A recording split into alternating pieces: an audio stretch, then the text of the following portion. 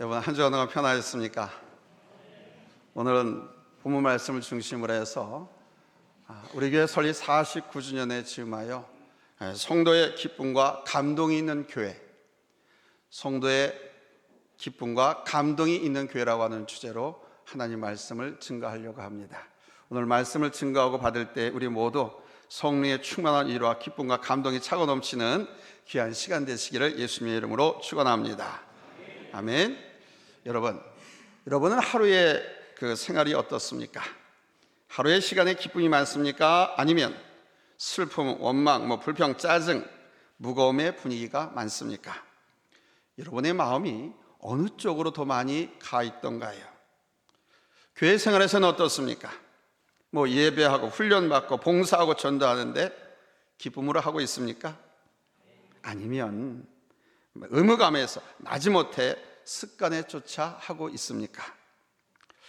통계에 의하면 사람을 80평생을 산다고 볼 때 잠자는 시간이 24년 걸린다고 하고요, 양치질하고 씻는데 3년을 소비하고 일하는데 28년을 고생하고 화장실에서 1년 반을 쓰고 거울 보는데 2년 반을 쓰고 기다리는데 4년, 차 타는데 7년, 신문이나 책을 보는데 7년 반, TV 시청으로 8년, 화내는데 3년의 시간을 사용한다고 합니다. 그런데요, 웃는 데는 겨우 88일 정도만 보낸다고 합니다. 많은 사람이 지치고 피곤한 기세를 가지고 있고 습관과 의무감에 하고 있습니다. 저녁 퇴근 시간 무렵에 사람들의 얼굴을 관찰해 보면 아주 밝고 즐거운 마음으로 앉아있는 사람들이 많지 않습니다. 눈동자가 살아있는 사람을 찾아보기가 쉽지 않지요.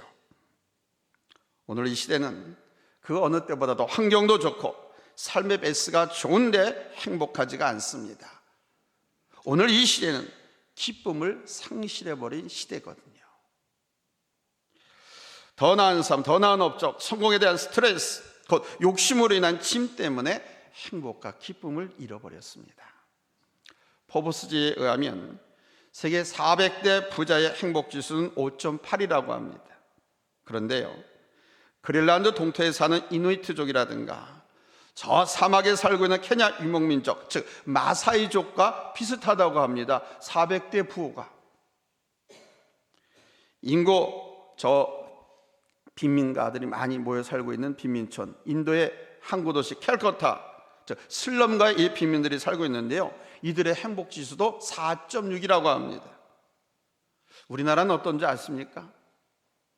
세계 147국가 중에 우리나라는 67위. 놀라지도 않으시네. 안 그런 것 같으니까. OECD 38개 국가 중에 33위에 링크되어 있습니다. 공부 잘하고 노래 잘하고 이런 거는 1, 2등을 다투는데 행복지수, 이 OECD 국가라고 하는 것은 개발도상국가, 즉 선진국에 들어선 나라들을 말하는 거예요. 38개 국가 중에 33위라니까요. 이러한 통계를 사회 정신의학적으로 분석해 보면 물질과 환경이 결코 우리 인간에게 행복과 기쁨을 주는 것이 아니다라는 것을 발견할 수가 있습니다. 오히려 물질과 이런 환경들이 우리 인간에게 주어진 기쁨과 행복을 빼앗아가고 있습니다. 교회에서조차 기쁨을 잃어버렸지 않습니까? 하나님 앞에 나와서 기쁨과 즐거움으로 예배하고 사역을 해야 하는데 기쁨과 행복이 없어요.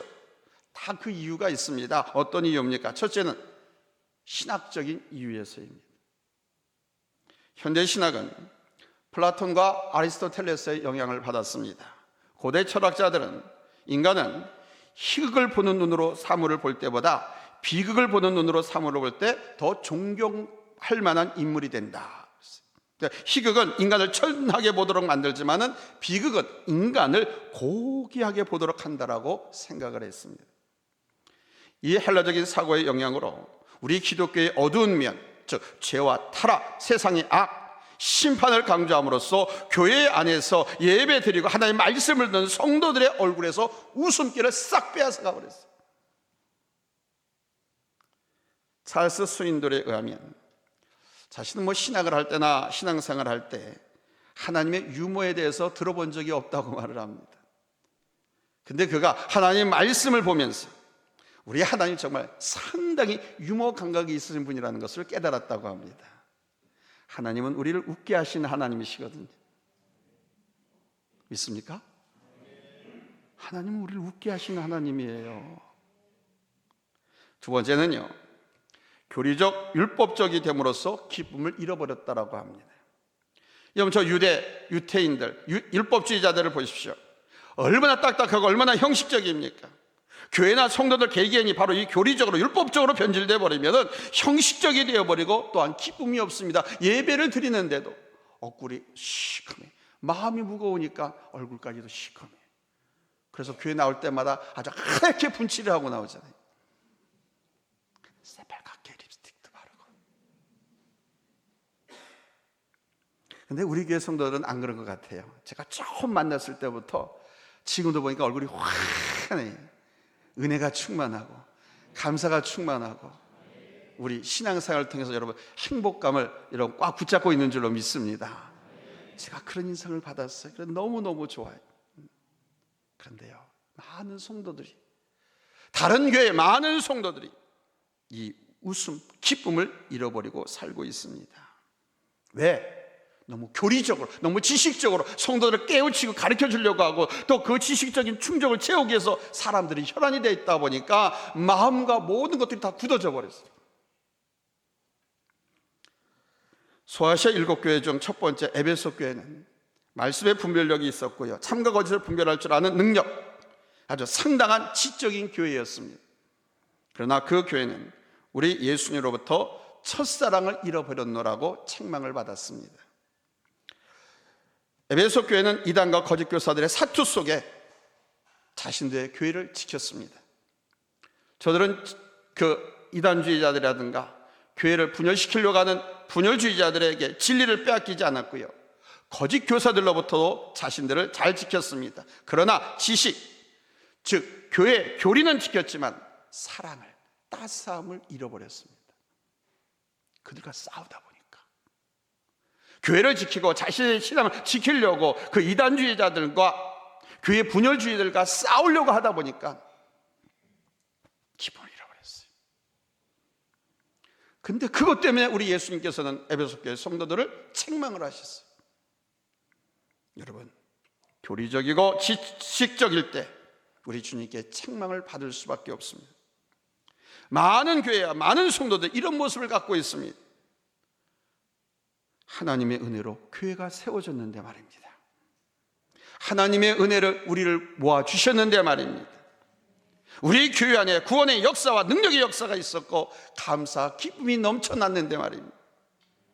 그런데 점차 교회 안에 기쁨이 없고 행복이 희미해지기 시작했습니다. 교리적이고 율법적이고 물질적인 면 때문에 오히려 짐이 되어버렸습니다. 또한 세상의 염려와 물질의 유혹으로 인해서 기쁨을 잃어버렸습니다. 마치 가시밭과 같은 마음이 됨으로써 말씀을 빼앗길 뿐만 아니라 기쁨과 즐거움까지도 빼앗겨 버렸습니다. 이것이 오늘 교회의 현실입니다. 이 잃어버린 기쁨을 어떻게 회복할 수 있겠습니까? 답은 있습니다. 우리가 기쁘고 감동적으로 하나님 앞에 예배 드리면서 기쁘고 즐겁게 신앙생활할 수 있는 비결이 있습니다. 그 비결은 두 번째 대지입니다. 하나님을 모실 때 잃어버린 기쁨, 잃어버린 행복 회복할 수 있습니다. 하나님을 모실 때 진정한 기쁨을 간직할 수 있습니다. 오늘 하나님께서 말씀하십니다. 본문 8절로 9절에 내가 여호와를 항상 내 앞에 모시며 그가 나의 오른쪽에 계심으로 내가 흔들리지 아니하리로다. 이러므로 나의 마음이 기쁘고 나의 영도 즐거워하며 내 육체도 안전히 살리니. 또 본문 11절에서 말씀합니다. 주께서 생명의 길을 내게 보이시리니 주의 앞에는 충만한 기쁨이 있고 주의 오른쪽에는 영원한 즐거움이 있나이다. 다윗은 고백하는 겁니다. 내가 여호와를 항상 내 앞에 모실 때 하나님께서 내 우편에 계셨다라고. 그 하나님을 위해서 나는 어떤 상황 속에서도 흔들리지 않았고 그로 인해 나는 내 마음에 기쁨이 있었고 내 영도 즐거워하면서 내 육체도 안전했다라고요. 여러분, 중요한 것은 다른 어떤 것이 아닙니다. 세상이 주는 기쁨은 일시적입니다. 우리는 이건 너무나 잘 알고 있어요. 사랑하는 사람에게 주는 기쁨도 잠시입니다. 귀한 선물, 물질이 주는 것 또한 잠시일 뿐입니다. 그러나 여러분, 내게 영원한 기쁨을 줄 수 있는 것은 오직 우리 하나님 한 분밖에 없는 줄로 믿습니다. 아멘. 그 하나님을 내가 모시고 내가 하나님 앞에서 살아갈 때 우리는 항상 기뻐할 수 있고 영원한 즐거움과 기쁨을 누릴 수 있는 것입니다. 그러므로 하나님을 모시고 삽시다. 나의 마음에, 내 앞에, 우리 가정에, 나의 사업장에, 아멘.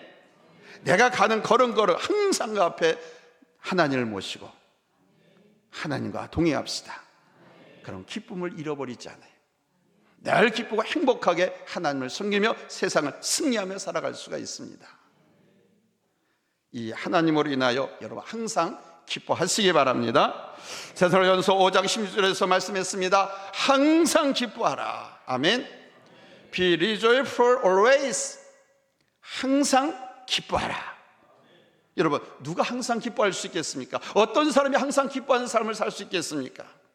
하나님을 자기 앞에 모신 사람, 그 사람만이 항상 기뻐할 수 있는 거예요. 어떤 순간이라 할지라도, 어떤 어려움이 있어도 하나님을 모신 사람은 기뻐할 수 있는 거예요. 아멘. 하나님은 우리를 웃게 하시는 하나님이시거든요. 우리가 행복하고 기뻐하며 살기를 원하시거든요. 아멘. 어떤 순간이라 할지라도, 어떤 어려움 가운데 있을지라도 하나님을 놓치지 마십시오. 하나님을 내 앞에 모시길 바랍니다. 아멘. 이 항상이라고 하는 말은 원어로는 판토테라고 하는데 영어로는 be joyful always입니다. be joyful always. 항상. 이 항상이라고 하는 말은요, 어떤 경우에도, 어떤 어려운 일이 있어도 anytime, any case, always, 항상. 아멘. 항상 하나님을 내 앞에 모시면 기뻐할 수 있게 돼요. 우리에게 항상 햇볕만이 있는 것은 아닌데 말입니다. 항상 햇볕만 있는 건 아니잖아요. 때로는 비가 오기도 하고요, 바람이 불기도 하고요, 눈이 올 때도 있습니다.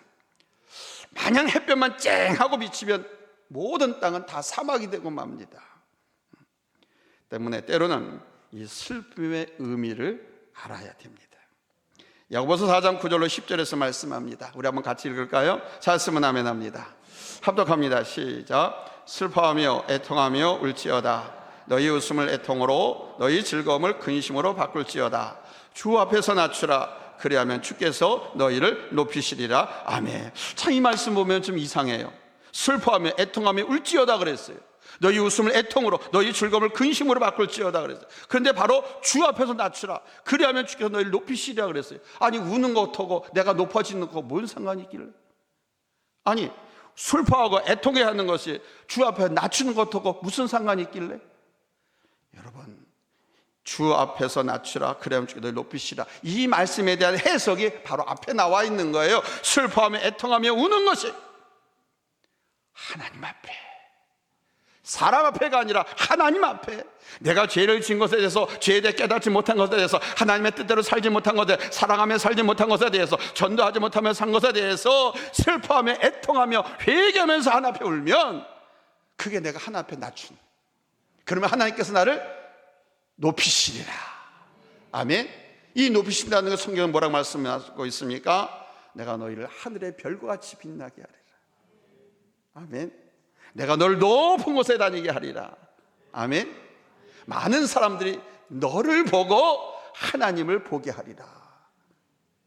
할렐루야.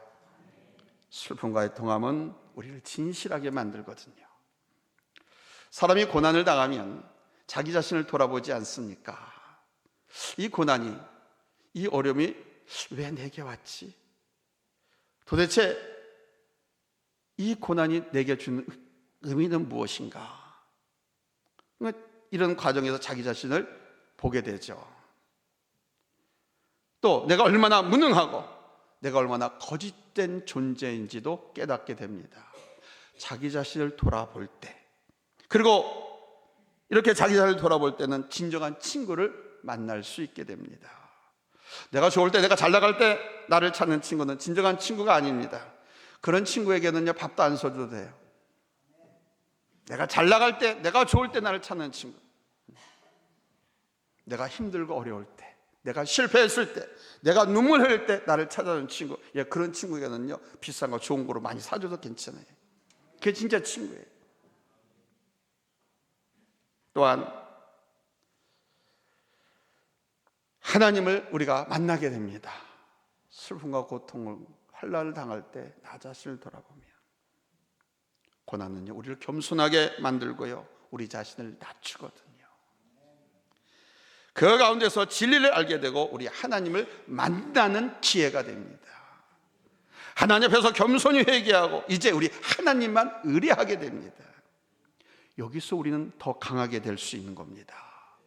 비 온 뒤에 땅이 굳는 것처럼 우리가 고통과 고난 가운데서 우리 자신을 발견하고 하나님을 만나게 되면, 하나님을 알게 되면 우리의 믿음이, 우리의 삶이, 우리의 의지와 우리의 모든 정신이 더 강해지는 거예요. 하나님께서 그렇게 만들어 주십니다.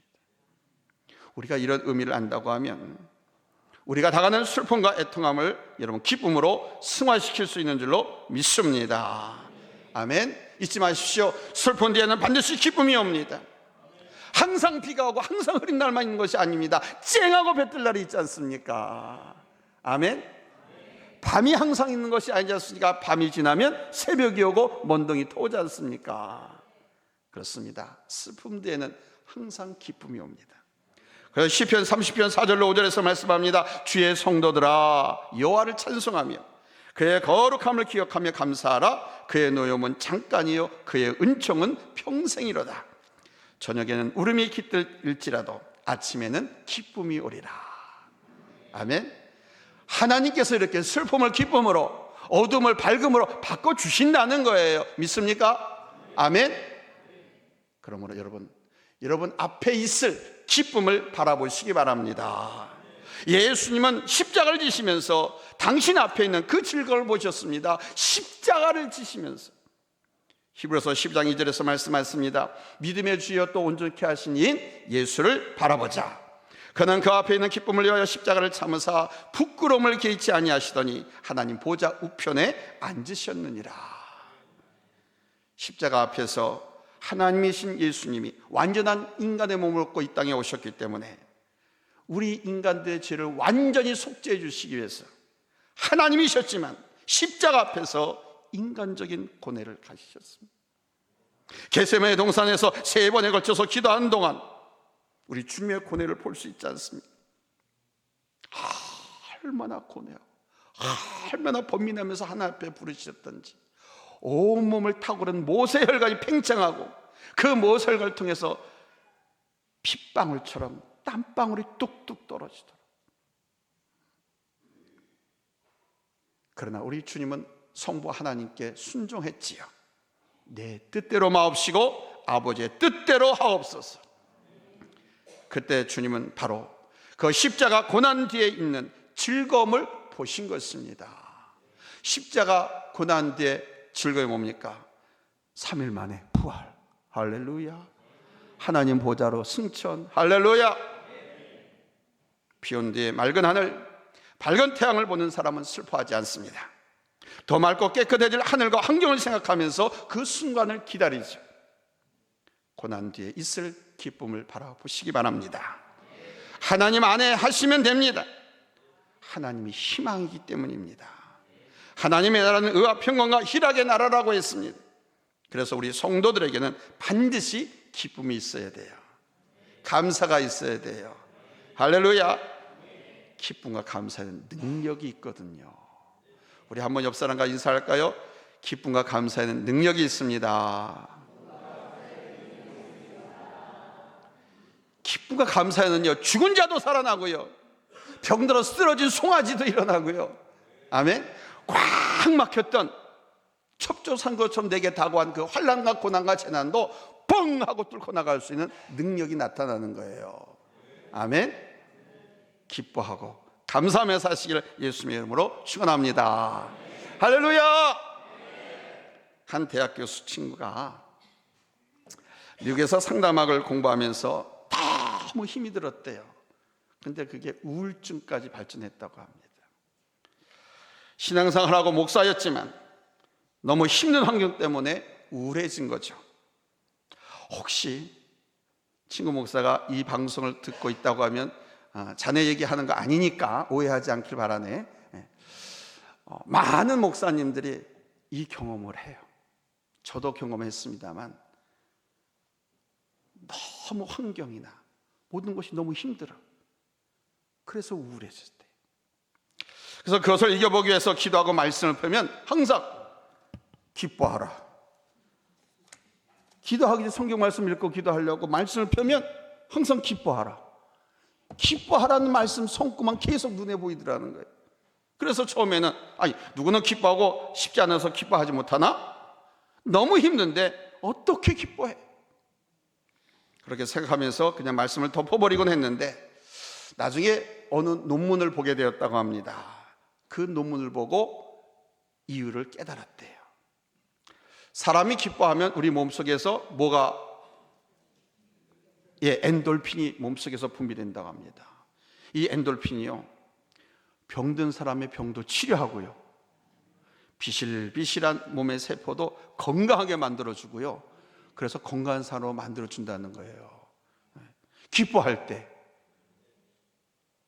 이 논문이 발표된 거예요. 그래서 그 논문을 읽고 나서 이 친구 목사님이 기뻐하려고 노력했다고 합니다. 양치질 하면서도 보면서, 거울을 보면서. 근데 기뻐하기 위해서는 웃어야 되잖아요. 그렇잖아요. 그래서 억지로라도 웃었는데 가만히 봤더니 웃는 얼굴이 그렇게 멋있더래, 자기가. 그래서 양치가 끝나고 세수가 끝나고 나서도 그러면서 계속 걸면서 막 웃고, 막 소리를 내면서 웃기도 하고, 그리고 다른 일도 하면서도 그냥 항상 막 억지로 막 웃으려고 노력을 했답니다. 심지어는 막 소리까지 내면서. 코웃음과 비웃음만 아니면 돼요. 막 일부러 막 그랬대. 그런데 그러다 보니 어느새 우울증으로부터 완전히 자유함을 입었다고 합니다. 그런데 한 가지 더 아는 사실은 이 친구 목사님이 사람이 기뻐할 때마다, 기뻐할 때 뭐가 나온다 그랬어요? 엔돌핀. 근데 이 엔돌핀보다 효과가 4,000배나 더 많은 다이돌핀이 만들어진다. 엔돌핀보다 4,000배의 효과가 더 뛰어난 다이돌핀은 언제 만들어진 줄 아십니까? 기도해서 응답받을 때, 즉 감동받을 때. 아멘. 감동받을 때 엔돌핀의 4,000배. 그래서 감동받아서 예배드리면서 말씀 받고도 기도받을 때 이런 마음의 감동이 막 밀려오면 그 줄 사람도 막 살아나고요, 앉은 베개도 일어나기도 하고요, 모든 몸의 악한 질병들을 다 이기고 회복하는 그런 능력이 나타나는 거예요. 여러분, 감동받은 일 없어요? 우린 감동받는 일이 얼마나 많이 있으니까 한번 생각해 보세요. think about 하면 think가 돼요. 생각하면 감사거리 찾을 수 있어요. 여러분, 최근에 우리 교회에 얼마나 감동이 넘치는 귀한 역사가 있었습니까? 아멘? 몰라요? 여러분, 세계 역사에서도 목사가 그렇게 많은 헌금을 하나님 앞에 드린 목사 있으면 나와보라고 해요. 없어요. 이거 감동입니다. 지금 다른 교회 목사님과 성도들은 엄청나게 감동하고 있는데 여러분들은 그냥 그런 것 같아? 당연한 것 같아. 하나님의 섭리이기 때문에 그렇습니다. 근데 더 고맙고 감사하고 감동적인 것은 뭐냐면요, 지금 저 안산에 남아있는 성산교회 성도님들, 그들 생각할 때마다 막 마음이 너무 감사하기도 하고, 어떻게 이렇게 하나님께서 역사하셨을까? 막 벅찬 감동 막 밀려와요. 아니, 어떻게 그 성도들이 모조리 죄다다 우리 서강교회에다가 이렇게 헌금하게 하냐, 이게. 할렐루야. 놀라운 역사 아닙니까? 아멘. 우리 교회를 위해서 하나님께서 지금까지 이렇게 훈련시키고 준비시키고 예비시키셨다가 그냥 모조리 다 하나님의 역사와 개입하심이 아니면 이런 일이 일어날 수가 없어요. 감동입니다. 아멘. 많은 분들이 이 사실을 알고 감동하면서 기자들은 저한테 찾아서 인터뷰까지 요청을 하고 있어요. 근데 저는 조용히 그냥 넘어가자. 여러분도 감동 먹은 줄로 믿습니다. 이 사실을 또한 우리가 전도하는데 여러분 사용하면 얼마나 그 효과가 나오는지 다이돌핀 마냥 4,000배의 효과가 나타날 수 있는 거예요. 아멘. 여러분, 우리가 이렇게 하나님 나라 안에서 살아갈 때 기쁨이 있을 뿐만 아니라 여러분 감동의 삶을 살아갈 수 있게 되는 줄로 믿습니다. 만약 우리가 하나님의 나라 기쁨을 잃어버리면 결국 우리가 얻는 것은 심판밖에 없습니다. 에레미야서 48장 33절 한번 보겠습니다. 우리 찾으면 아멘 합니다. 합독합니다. 시작.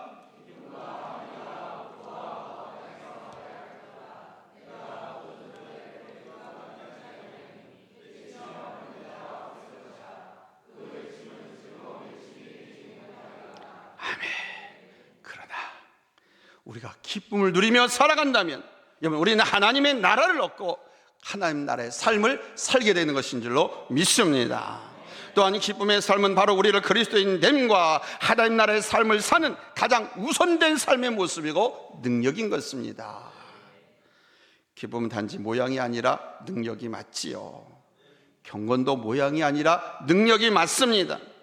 이와 같이 기쁨의 삶에는, 감동의 삶에는 능력이 있는 거예요. 아멘.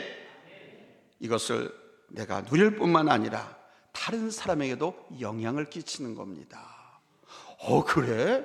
서강교회 이번에 새로 오신 목사님이 그런 분이야? 서강교회에 그런 역사가 있었어? 야, 이거 하나님이 아니면 되지 않는 일이다. 하나님께서 하신 일이다 하면서, 야, 그래? 나도 서강교회 가보자. 아멘. 나도 그 목사님 한번 만나러 가보자. 이런 사람들이 줄을 짓는 거예요. 이것은 여러분들이 먼저 감동을 알아차리고 여러분의 입을 통해서 증거할 때 하나님의 역사가 나타나는 것입니다. 할렐루야. 바로 다른 사람에게 관심을 주고 희망을 주고 영혼을 살리는 힘이 되는 겁니다. 사도 바울과 실라가 억울하게 빌립보 감옥에 갇혔지만 그들은 그 감옥 안에서 기도하고 찬송했습니다. 저들이 기도하고 찬송할 때 감옥문이 활짝 열렸지 않습니까? 그러나 중요한 것은 그것을 지켜본 감옥의 간수가 구원받았다는 사실입니다. 그 고난 가운데서 기도하고 기쁨으로 찬송할 수 있는 저들 볼 때 감옥 간수들이 본 것이 무엇이겠습니까? 복음의 진실이죠. 하나님의 역사죠. 하나님은 살아계신다. 하나님이 도우셨다. 하나님이 역사하셨다. 이걸 간수들이 본 거죠. 그러니 그들이 하나님 앞에 무릎 꿇지 않을 수가 없었고 하나님을 믿지 않을 수가 없었던 거죠. 그래서 기쁨은 능력이 되는 것입니다. 죽도록 두들겨 맞았어요. 온몸에 퉁퉁 부어 팔을 들서 아프 고통이. 그런데 바울과 실라는 그 감옥에서 고난과 고통 중에서도 기쁨을 잃지 않고 하나님께서 해결해 주실 것을 믿고 감사하면서 기도하고 찬송을 신나게 그렇게 불렀다는 거 아닙니까? 얼마 두들겨 맞는데 눈도 보이지도 않는데 그 모습을 간수가 봤는데 꼬꾸라지지 않겠습니까? 우리들이 그렇습니다. 많은 영혼들을 하나님께로 불러오는데 하나님께서 우리에게 주신 이 감동적인 역사, 기쁨과 감사의 그 역사를 우리가 먼저 체험하고 그거를 간증하고 전파하며 살면 우리들의 그 모습을 보고 그래? 어느 교회 다녀? 서강교회요. 야, 나도 네 교회 갔으면 좋겠다. 나 좀 데려가 줄래? 그런다고요. 하나님의 역사, 복음의 진실 앞에 모두 다 엎드릴 수밖에 없는 거거든. 사랑하는 성도 여러분, 기뻐하는 삶은 하나님의 절대적인 뜻이 맞습니다. 우리가 해도 되고 안 해도 되는 것이 아닌 하나님의 사람에게 있어서는 절대적으로 있어야 할 모습이고 삶의 능력입니다. 항상 우리가 이 모습을 가지고 살아가지 못한다고 하면 우리는 하나님 나라를 준비할 수 없게 됩니다. 평소에 웃지 못하는 사람은 영원히 웃을 수 없습니다. 우리가 이 땅에서 기쁨을 누리지 못하면 하나님 나라를 얻을 수 없는 거거든요. 기쁨이 없는 삶은 심판이기 때문입니다. 하나님을 앞에 모십시오. 하나님을 여러분 인생의 주인으로 모십시오. 여러분의 매일매일의 삶의 시작에서 하나님을 여러분 앞에 모십시오. 그리고 주님과 함께 시작하십시오. 주님과 함께 가십시오. 아멘. 그럴 때 우리는 정말 주님으로 인해서 기쁨을 얻고 영원한 즐거움을 얻게 될 것입니다. 우리에게 이 기쁨과 감동의 능력이 있을 때 우리는 하나님 나라 백성의 삶을 보이게 되고 여러분 능력 있는 크리스찬의 삶을 회복하게 될 줄로 믿습니다. 하나님 모시고 삽시다. 하나님의 은혜를 생각하면서 삽시다. 하나님께서 우리에게 주신 우리 행복하게 살아라 너희 기쁘게 살아라 주신 이 하나님의 음성을 잊지 말고 행복하게 삽시다. 웃으며 삽시다. 감동하며 삽시다. 할렐루야.